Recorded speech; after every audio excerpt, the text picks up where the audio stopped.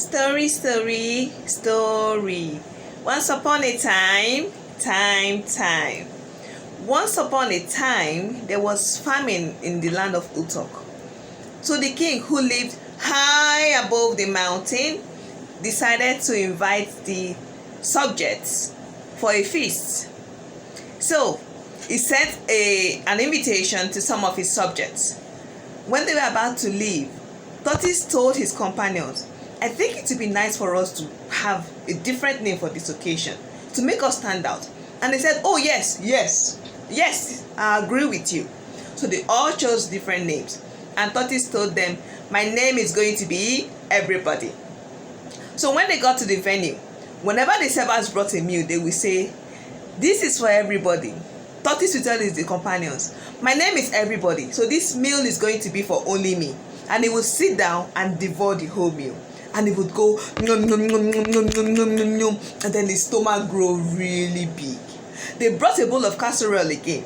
And Tortoise said, please, who has this meal? And they said, oh, it's for everybody. He looked at his companions again and said, did you hear that? They said this meal is for everybody. That means it's for me. I'm going to be the only one to eat it. So once again, Tortoise sat down and devoured the whole bowl of casserole. Nom, nom, nom, nom, nom, nom, nom. And once again, his stomach grew so big. Just as they were about to leave, they brought another bowl of corn pudding. And this time, Monkey, who was already very tired and hungry from hopping up and about, asked them, please, who has this meal? And they said, oh, my dear, it's for everybody. Tortoise jumped on this opportunity once again and said, thank you so much. And turned to his companions and told them, they said this meal is for everybody, so this is for me. He sat down and devoured the whole meal. And his stomach was so big and it was so round and robust. When it was time to leave, his companions stood up and left him behind, not agreeing to carry him the way they had carried him up the mountain when they were coming, because he was too lazy and his legs were too short for him to climb up by the mountain by himself. So when the last person was leaving, Tortoise said, please, my brother, when you get home, please tell my family to arrange all the soft items in our house at the foot of this mountain, so I can jump off from above the mountain onto them without injuring myself. And Monkey said, no problem, I will tell them. But the problem was that Monkey was angry at Tortoise for his action at the feast.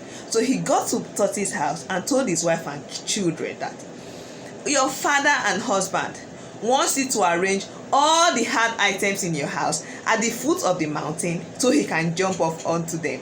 But they said, oh, thank you so much for coming to tell us this. Thank you for saving our husband's and father's life.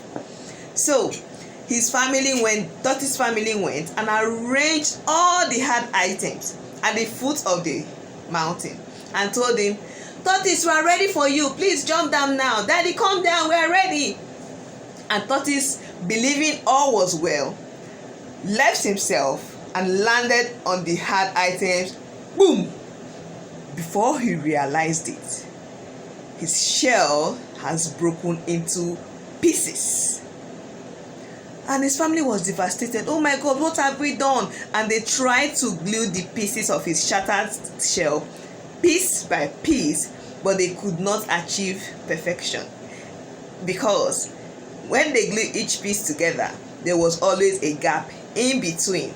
That is why today we see that tortoise shell is scattered and not a smooth surface.